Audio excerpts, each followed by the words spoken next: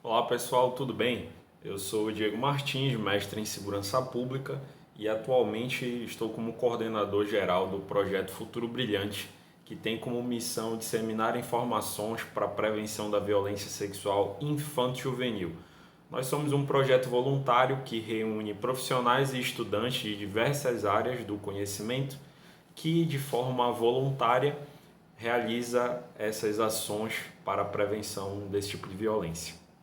Eu estou aqui a convite do Marcelo, que ele é aluno da Escola Superior de Administração, Marketing e Comunicação. Ele me procurou porque estão fazendo um trabalho da disciplina Antropologia e eles têm interesse em conhecer mais sobre pedofilia, contrastes e caminhos da educação, gênero e sexualidade na infância e adolescência. Eu fico muito feliz, muito honrado com o convite e por estar aqui representando o Futuro Brilhante.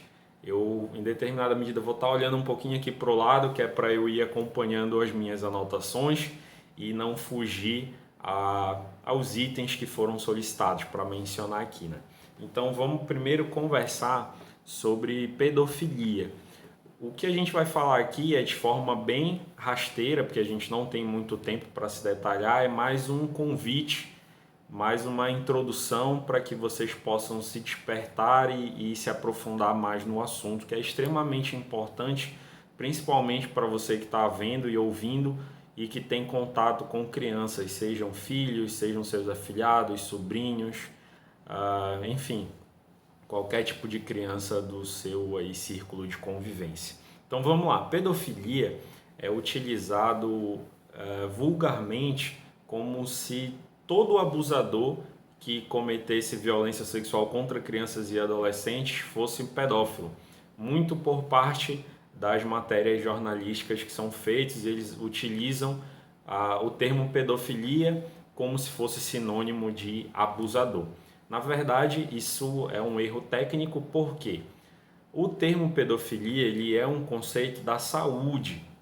Ele tá lá, tem uma CID, sabe a CID? Quando você vai ao médico, precisa de um atestado e ele te dá o atestado e coloca lá qual foi a doença que você foi diagnosticado.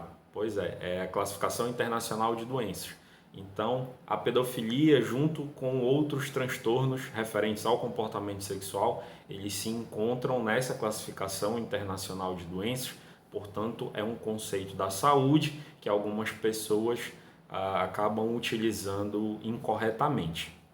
O que é importante esclarecer é, primeiro, nem todo mundo que comete crimes sexuais é um pedófilo e nem todo pedófilo ele vai ser um criminoso sexual, porque tem pessoas que apesar de terem o diagnóstico da pedofilia, nunca chegam a cometer as violências sexuais. Entretanto, algumas pessoas que a gente chama de abusadores eventuais ou até mesmo abusadores de oportunidade, que são pessoas que aproveitam determinadas circunstâncias para cometer a violência sexual. Essas pessoas, apesar de serem abusadores, elas talvez não sejam pedófilos porque não têm o diagnóstico ou porque não têm as características para se encaixarem no diagnóstico de acordo com o que diz a literatura da área da saúde, perfeito?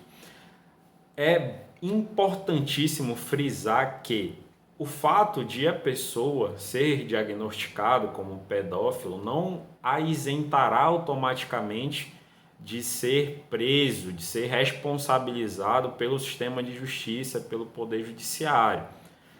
Vale ressaltar isso porque tem gente que rejeita, né, dizer que o pedófilo é uma pessoa doente porque pensa que isso automaticamente vai eliminar aí a pessoa, vai isentá-la de ser responsabilizada, de ser preso. Isso também é uma inverdade. Cada caso é um caso e o diagnóstico é que vai dizer, a análise lá, um incidente de sanidade mental é que vai dizer se essa pessoa tem condições ou não de compreender o ato e de responder criminalmente por ele. Então, é importante estabelecer essa diferença entre a pedofilia, o abusador de oportunidade ou o abusador eventual e também o fato da pessoa responder ou não criminalmente pelo fato de ter sido diagnosticado como pedófilo, beleza?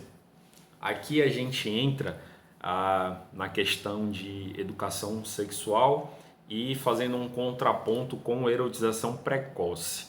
Muitas pessoas acham e resistem em promover uma educação sexual de qualidade para as nossas crianças e adolescentes por entenderem que estaremos aí erotizando precocemente essas pessoas. Essa pessoa, na verdade, ela sequer sabe o que é educação sexual. Ela pensa que educação sexual é eu pegar um celular, um computador, qualquer outro dispositivo e mostrar vídeos e fotos pornográficas, mostrar vídeos e fotos de pessoas sem roupa para uma criança e para um adolescente. Isso não tem nada a ver com educação sexual. Educação sexual, na verdade, é você orientar aquela pessoa sobre as partes do corpo, sobre os limites dos toques, de aproximação, falar sobre rede de proteção, de situações inconvenientes, de situações perigosas, estratégias utilizadas pelos abusadores, sempre respeitando a capacidade cognitiva da pessoa e a sua faixa etária, que isso vai interferir diretamente na linguagem e na forma como você vai fazer a apresentação desse conteúdo. Em relação à erotização precoce, é importante pontuar que isso já ocorre todos os dias, porque a música erotiza muito as crianças, principalmente o estilo musical de funk, que crianças aí de 3, 4, 5 anos, as pessoas filmam a menina e o menino fazendo o quadradinho de 8, fazendo sei lá mais o que, estimulando poses extremamente sensuais e erotizadas. Tem também a falta de controle sobre o que essas crianças acessam na internet, sobre o que elas assistem de filmes, de novelas. Então, tem umas cenas bem picantes na TV aberta, com beijos, com cenas de sexo, tanto nas novelas quanto nos filmes, e as crianças são submetidas a isso. Então, isso sim é erotização precoce e deve-se ter cuidado, muito cuidado em relação a isso. Outra situação aqui, em relação já aos cuidados que se deve ter com crianças e adolescentes, nós entramos na linha das estratégias utilizadas pelos abusadores. Porque a partir do momento que você compreende como o abusador se comporta, como ele age, você vai conseguir proteger melhor as crianças e adolescentes do seu círculo de convivência. Então, ao contrário do que muitas pessoas pintam por aí, o abusador fisicamente não aparenta ser um monstro. O abusador fisicamente ele é uma pessoa que convive entre nós. Ele é uma pessoa com aparência física normal, ele geralmente possui ocupação lícita, residência fixa, alguns têm até família constituída, outros gozam de prestígio perante a sociedade. Prova disso é que nós temos abusadores nos esportes, na educação, na saúde, na religião, em cargos públicos. Então são pessoas consideradas acima de qualquer suspeita e por isso que é tão perigoso. Porque a primeira situação que vai acontecer quando a vítima revelar o abuso é contestar o relato dela. Porque vão dizer, não, essa pessoa nunca seria capaz de fazer isso. Essa menina está mentindo. Então olha só a dificuldade. Por isso que é importante estar atento aí a todas as situações, porque o abusador, ele geralmente não vai chegar com violência. Ele costuma ser conhecido da vítima, costuma ser da sua convivência, então ou ele é um parente próximo ou alguém da vizinhança que tem acesso a essa criança e que goza da confiança da família para conseguir ficar a sós com a criança. Então ele acaba se aproximando como sendo aquela pessoa legal, que se dá bem com as crianças, que adora brincar, que leva bombom, que leva para passear, e ele sempre vai tentar arrumar uma desculpa para ficar a sós com aquela criança ou com o adolescente. E é aí que ele vai propor brincadeiras que seriam brincadeiras secretas, e ele vai dizer que a criança é muito especial e que por isso que ele tem aquela brincadeira especial só com ela e que ela deve manter aquele segredo, que ela não deve contar para ninguém, porque senão ela vai deixar de ser especial e eles não vão ter mais a brincadeira especial. Eles costumam procurar crianças que de algum modo têm carência afetiva, então aquelas crianças filhos de pais separados, ou que os pais trabalham o dia inteiro e acabam não dando carinho, afeto, atenção, e ele vai justamente nessas carências que a criança tem. Então ele supre com afeto, com carinho, com atenção, às vezes até com bens materiais, com brinquedos, com passeios, com alimentação. Então essas são as estratégias que elas podem ser utilizadas tanto no meio físico quanto no meio digital e podem atingir qualquer classe social. Então, inclusive, as crianças de famílias ricas de classe média alta estão sim sujeitas a serem vítimas de violência. Para a gente já caminhar aqui para o final, eu quero falar também sobre o comportamento das crianças, que você precisa ficar atento, porque tem várias dificuldades que impedem o relato, a revelação do abuso. A primeira situação é não compreender que aquilo ali é uma violência. Segunda, falta de acolhimento. Então, a vítima não se sente acolhida, vai ter muitos questionamentos, é muito difícil falar. Terceiro, não sabe lidar bem, não sabe elaborar bem os sentimentos inerentes aí à violência sofrida. E quarta, medo de julgamento, medo de várias coisas, de sofrer represálias, de sofrer mais abusos ainda, de não ser acolhida pelas instituições, pela própria família, de ser julgada pela sociedade. Então realmente é muito difícil. Então isso aí vai provocar na criança alterações de comportamento. Então ela pode ter distúrbios alimentares, distúrbios de sono, passar a ter pesadelos. Ela pode desenvolver uma irritabilidade muito grande, passar a ser muito agressiva com os coleguinhas da escola, com outros familiares.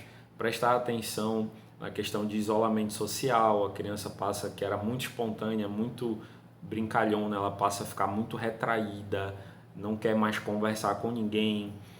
Ela evita contato com pessoas de determinado sexo ou com alguma pessoa em específica. Então, por exemplo, chega o parente X, aquela criança já muda, para de brincar, começa a querer chorar, começa a querer ir embora.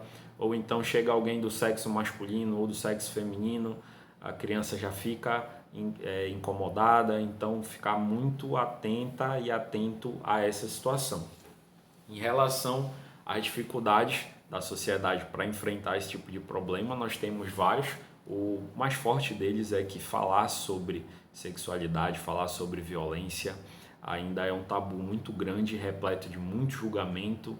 O sexo ainda é tido como uma situação assim que deve ser escondida de todo mundo, que não deve ser conversada. A própria dificuldade de separar o sexo da sexualidade, da educação sexual. Então a gente ainda precisa caminhar bastante, principalmente na preparação de homens e mulheres para se tornarem pais e mães, porque não basta estar preparado biologicamente para gestar uma criança, é preciso entender de desenvolvimento infantil, é preciso entender a importância do brincar, de como lidar com determinadas situações, de como educar as crianças.